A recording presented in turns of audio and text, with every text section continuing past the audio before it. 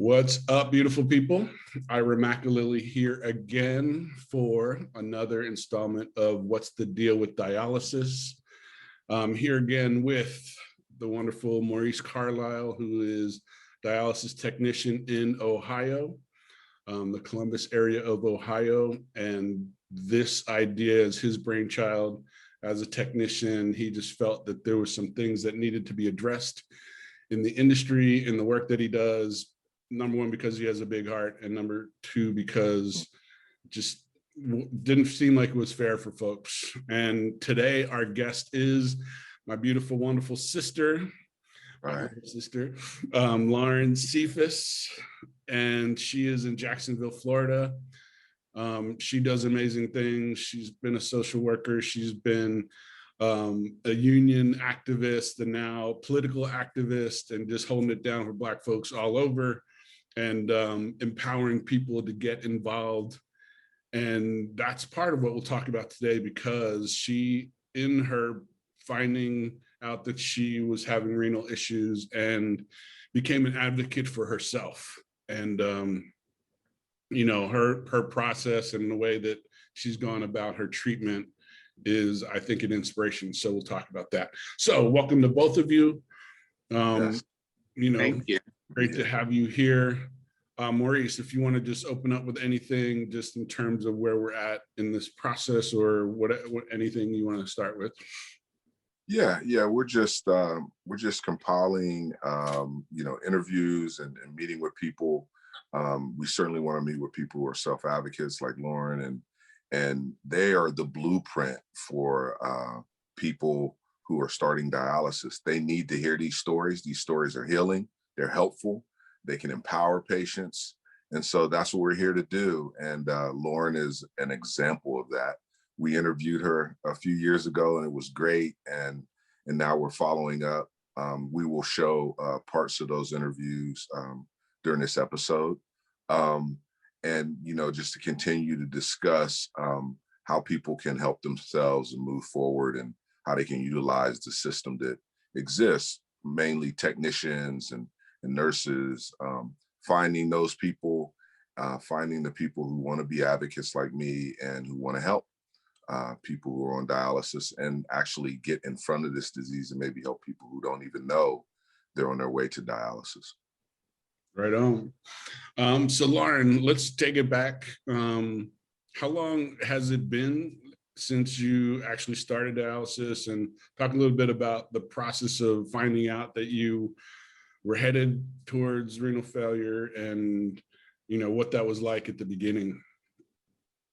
I went into kidney failure November of 2014. However, I was warned back in 2012 when I was in grad school, and I ignored it because it was my employer that was putting me through grad school. And in the event of me stopping, I would have had to pay them like $200,000.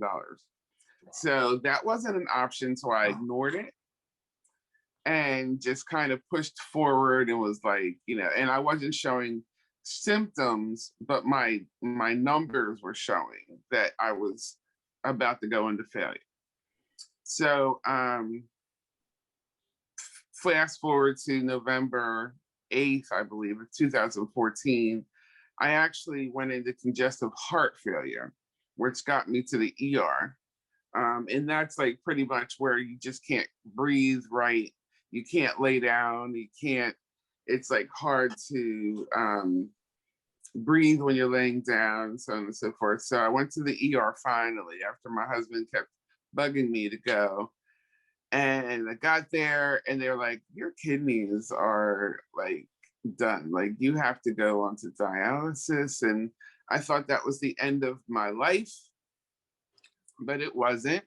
I actually went I went to hemodialysis first, and that lasted about a good 3 weeks because I couldn't tolerate the hemo due to the dialysate. It was giving me a hard time, so they fast forwarded me to peritoneal dialysis, which is great. It's where they just kind of utilize a fluid in my belly, and that draws the toxins out of my blood system. So it's like a sugar water. It's called dextrose. And so I've been doing that since 2015. And I tried to go back to work. And then I tried to use something called a cycler, which you use in the evening so you don't have to do dialysis during the day, but it collapsed my lung. So that happened in May of 2015, and I was still working. And so I had to stop again.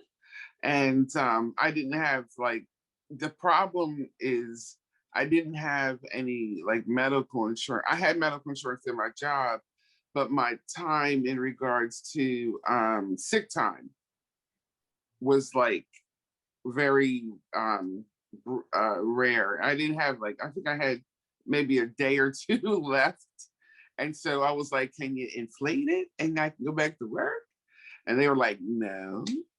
So I ended up having to, people donated time for me and so on and so forth. So in August of 2015, unfortunately, I had to retire from my job. I was a little scared, but figured out that I actually got on Social Security right away. They approved me. I think I applied in May. I was approved in August. So that was a deep breath. And then we ended up moving down here to Florida because there was no reason for us to stay in cold Pennsylvania. And I connected with a really cool clinic here. It's a Fresenius clinic. There's various clinics you can join on with. You can do DaVita, but I chose Fresenius, and really enjoy the care that I get from them. I'm still on peritoneal. I actually was doing manuals for a while, so I was scared of going back on the cycler. But then for some reason I went back. So I'm back on the cycler now, no problems. It's very nice because I don't have to do manuals during the day. I can go about my day, do my activist work. Like last Friday, I went to a Senate appropriations hearing to advocate against HB1, which was the bill to, it was a bill for anti-protesting. So I actually went to Tallahassee and spoke and did my testifying about why we should not allow HB1 to pass. They passed it, whatever.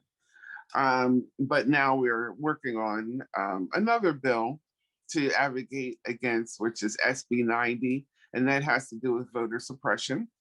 So I'm allowed to, it allows me to be able to speak against things during the day and not have to worry about, oh, I got to rush back and do my manual dialysis. I get tired. I have moments where I literally pass out and I just need to sleep.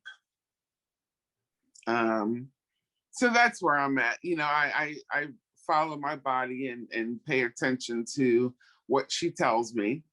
I do exercise 3 times a week. I go to the Y. Me and my husband swim for an hour, and then we go upstairs to the gym for an hour and do, some kind of workout. And then we eat only 1 meal a day. And actually it's like, I don't eat a lot of meat, so that's my dietitian has given me what for because my protein levels are still low. However, I feel as though, I am trying to balance